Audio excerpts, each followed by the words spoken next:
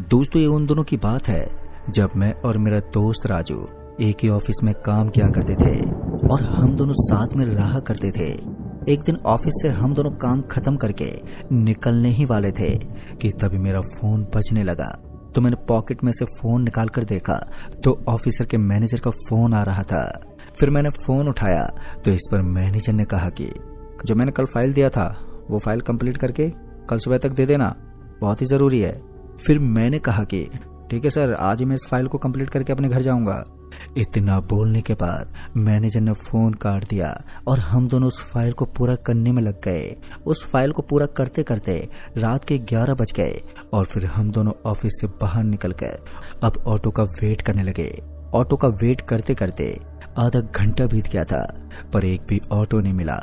फिर मैंने राजू से कहा कि यार, आज तो हम दोनों को पैदल ही शायद स्टेशन तक जाना होगा और अंधेरा भी काफी हो गया है। लिहाजन हम दोनों उस वक्त पैदल ही स्टेशन की ओर जाने लगे। वो पूरा रास्ता सुनसान था। हम दोनों पैदल अभी जा ही रहे थे कि तभी मुझे एक ऑटो आता हुआ दिखाई दिया तो मैंने उस ऑटो को हाथ दिया। उसके बाद वो ऑटो आकर हमारे पास रुकी और इस पर मैंने ऑटो वाले से बोला, भैया चिलबिला स्टेशन चलोगे क्या? जिस पर ऑटो वाले ने बोला, मैं तो वहीं जा रहा हूँ। फिर हम दोनों ऑटो के अंदर जाकर बैठ गए और कुछ देर में ही हम दोनों चिलबिला रेलवे स्टेशन पहुंच गए। हम ऑटो से उतरकर स्टेशन के अंदर गए तो हमने देखा कि स्टेशन पूरी तरह से खाली है। उस स्टेशन पर सिर्फ हम दोनों ही थे। फिर हम दोनों टिकट लेकर वहीं पास वाली एक कुर्सी पर बैठ गए और वहीं बैठकर ट्रेन का इंतजार करने लगे कि इसी बीच हमें ट्रेन की हॉर्न सुनाई दी और ये सुनकर हमें लगा कि ट्रेन आ गई है। फिर हम दोनों उस कुर्सी से उठकर उस स्थान पर जाकर खड़े हो गए। ट्रेन हॉर्न देते हुए काफी रफ्तार से आ रही थी। जब वो ट्रेन हम दोनों के पास आई तो हमने देखा कि वो ट्रेन एक मालगाड़ी है जो काफी रफ्तार से सामने से गुजर रही थी। फिर मैंने मोबाइल में समय देखा तो अभी रात के 12 बज रहे थे। इस पर मैंने राजू से कहा, यार आज तो हम दोनों घर के लिए काफी ज्यादा लेट हो जाएंगे। अभी हम दोनों उसी कुर्सी की ओर बैठने के लिए जा ही रहे थे कि तभी हमें उस मालगाड़ी के जाने के बाद एक और ट्रेन आती दिखाई दी। मैंने राजू से कहा, यार वो देख ट्रेन आ गई। हम दोनों लौटकर फिर से वहीं पर आकर खड़े हो गए और जब ट्रेन प्लेटफार्म पर आकर रुकी तो हमने देखा कि ट्रेन पूरी तरह से खाली थी। फिर हम दोनों एक बोगी के अंदर चढ़ गए तो हमने देखा कि उस बोगी के अंदर एक लड़का बैठा था पर वो लड़का बहुत ही अजीब तरह का दिख रहा था। हम दोनों ने उस लड़के पर ज्यादा ध्यान नहीं दिया और वहीं पास की सीट पर जाकर बैठ गए। अभी हम दोनों आपस में बात ही कर रहे थे कि तभी किसी ने मेरे कंधे पर हाथ रखा कि इसी बीच अचानक से ट्रेन की लाइट लुप लुप करने लगी। जिस पर राजू ने कहा, क्या हुआ भाई, जो लाइट फ्लिप करने लगी है? राजू के इतना बोलते ही लाइट एकदम से बंद हो गई और अब उस बोगी में चारों तरफ अंधेरा ही अंधेरा पसर गया। अब हमें कुछ भी साफ साफ दिखाई नहीं दे रहा था। हम दोनों उसी सीट पर बैठे थे अभी कि तभी किसी ने मेरे कंधे पर फिर से हाथ रखा तो मैं बहुत ही ज्यादा डर गया। फिर मैंने पीछे मुड़कर देखा तो वही लड़का खड़ा था पर उस लड़के का सर ही नहीं था। मैं इतना ज्यादा डर गया कि ना ही तो मैं राजू से कुछ बोल पा रहा था और ना ही मेरे हाथ पर इधर से उधर हिल रहे थे। फिर इसी बीच मैंने राजू की तरफ ध्यान दिया तो राजू उस वक्त मोबाइल पर बिजी था। मैं अभी राजू को कुछ बोलने ही वाला था कि तभी मेरे चेहरे पर कुछ गिरा तो मैंने ऊपर की ओर देखा तो उसके गिरते ही मेरे रोंगटे खड़े हो गए और मेरी दिल की धड़कनें भी बहुत तेज हो गई। तभी मैंने देखा कि उस लड़के का सर मेरे सर के ऊपर नाच रहा था और ये देखकर डर से मेरी चीख निकल गई। मेरी चीख निकलते ही अचानक से ही लाइट आ गई और इस बार राजू ने कहा, क्या हुआ भाई, तुम इतने घबराए हो क्यों? तभी मैंने उस लड़के की तरफ इशारा किया जिस पर राजू ने कहा कि कोई नहीं है यार वहां पर तो। फिर मैंने उस तरफ देखा तो वहां पर वो लड़का नहीं था। फिर मैंने राजू को सारी बात बताई तो उसने कहा, ये तुम्हारा वहम था, वो लड़का तो अभी अपनी सीट पर बैठा है। फिर मैंने उस लड़के की ओर देखा तो वो लड़का सच में अपनी सीट पर बैठा था। अब मुझे ये समझ में नहीं आ रहा था कि मैंने जो अभी अभी देखा था क्या वो मेरा कोई सपना था या फिर कोई हकीकत। जिस पर राजू ने कहा कि घबराओ मत, शांत हो जाओ। अभी राजू मुझे शांति कर रहा था कि तभी ट्रेन किसी स्टेशन पर जाकर रुकी। स्टेशन पर रुकने के बाद वो लड़का ट्रेन से नीचे उतरने लगा। उसे नीचे उतरता हुआ देखकर मेरी जान में जान आई। अब उस लड़के को देखने के लिए मैं खिड़की वाली सीट पर जाकर बैठ गया और राजू वहां से हटकर मेरी सीट पर जाकर बैठ गया। तो मैं उस लड़के की ओर देख ही रहा था कि तभी वो लड़का स्टेशन की ओर जाने लगा। तभी मेरी नजर एक लड़की पर गई वो लड़की बहुत ही खूबसूरत थी और उस लड़की को देखकर मैं सब कुछ भूल गया था।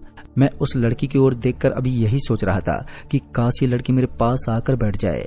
अभी मैं यही सोच रहा था कि वो लड़की जिस बोगी में हम दोनों बैठे थे वो लड़की उसी बोगी में आ गई और आकर मेरे सामने वाली सीट पर बैठ गई, जिसे देखकर मैं बहुत ही ज्यादा खुश हुआ। उस लड़की को अपने सामने बैठा हुआ देखकर मैं बहुत ही ज्यादा खुश हुआ, जिस पर राजू ने कहा, भाई क्या हुआ, बहुत ही ज्यादा खुश नजर आ रहे हो, अभी तो चेहरा आपका उतरा हुआ था। इस पर मैंने बोला कि वो लड़का नीचे उतर गया ना, मेरा सारा कष्ट दूर हो गया है। तभी मैंने उस लड़की की ओर ध्यान दिया तो मैंने पाया कि वो लड़की अब हम दोनों को ही घूर रही थी। कि तभी उस लड़की ने कहा, आप कहाँ पर जा रहे हो? तो इस पर मैंने बोला, हम दोनों ऑफिस से लौटकर अपने घर जा रहे हैं, आज हम दोनों ऑफिस के काम से कुछ ज्यादा ही लेट हो गए थे। फिर मैंने उस लड़की से कहा, पर तुम इतनी रात को कहाँ से लौट रही हो? इस पर उस लड़की ने बोला कि वो मैं अपनी फ्रेंड की शादी में गई थी ना, तो घर से फोन आ गया कि माँ की तबीयत ठीक नहीं है और यही वजह है कि मुझे घर जाना पड़ रहा है। अभी हम दोनों आपस में बात ही कर रहे थे कि तभी राजू ने मुझसे इशारों में कहा कि मैं बाथरूम होकर आता हूँ। और तभी राजू उठकर बाथरूम की ओर जाने लगा और हम दोनों आपस में बातें करने लगे। अब उस लड़की से बातें करते हुए मुझे काफी वक्त बीत गया था और उसी बीच मुझे याद आया कि राजू को गए हुए काफी समय हो गया है, पर अभी तक राजू लौटकर नहीं आया। फिर मैं राजू को देखने के लिए बाथरूम की ओर जाने लगा। मैं अभी जा ही रहा था कि तभी वो लड़का मेरी तरफ आता हुआ दिखाई दिया, जिसे देखकर मैं बहुत ही ज्यादा डर गया। फिर मैंने सोचा कि ये लड़का तो उतर गया था, तो ये फिर से कैसे ट्रेन में आ गया। कि तभी मेरी नजर उस लड़के के हाथ पर गई तो मैंने देखा कि उस लड़के के हाथ पर खून लगा हुआ था और ये देखकर मैं और भी ज्यादा डर गया। मैं डरते हुए उसके पास से बाथरूम की ओर जाने लगा और वो लड़का मेरी सीट की तरफ जाने लगा। तभी मैंने बाथरूम की ओर ध्यान दिया और जाकर झांक कर देखा तो वहां पर राजू मौजूद नहीं था। अब मुझे समझ में नहीं आ रहा था कि आखिर राजू कहाँ गायब हो गया है। कि तभी मेरा पैर किसी चीज से टकराया। फिर मैंने नीचे की ओर देखा तो वहां पर राजू की घड़ी पड़ी हुई थी, उस घड़ी में खून लगा हुआ था। ये देखकर मैं और भी ज्यादा डर गया। कि तभी मेरी नजर सामने किसी के पैर पर गई और उस पैर को देखकर मैं उस ओर गया तो मैंने देखा कि उस आदमी का सर ही नहीं है, यहाँ तक कि उस आदमी का पूरा पेट फटा हुआ था। ये सब देखकर मैं अब बहुत ही ज्यादा डर गया था और मैं थर-थर कांपने लगा। पर अभी भी राजू नहीं मिला था कि राजू कहाँ पर है। कि तभी किसी के करहाने की आवाज सुनाई दी तो मैं उस आवाज की ओर गया तो मैंने देखा कि राजू करा रहा था। राजू का भी पेट फटा हुआ था। उसे देखकर मेरे रोंगटे खड़े हो गए। तभी मैंने राजू से कहा, किसने किया तुम्हारा हर्ष?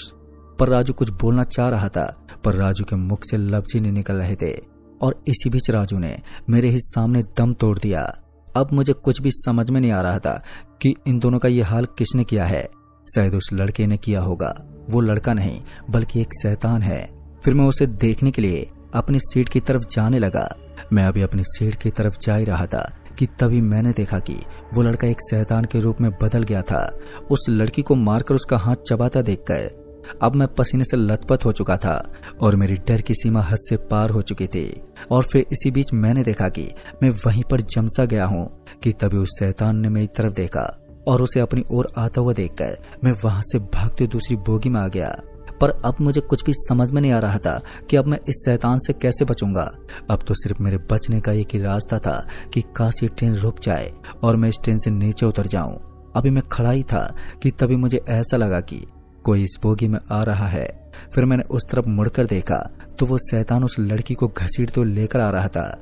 उसे अपनी ओर आता हुआ देखकर मैं वहां से दूसरी बोगी की ओर भागा और अब वो शैतान उस लड़की को छोड़कर मेरी तरफ आने लगा।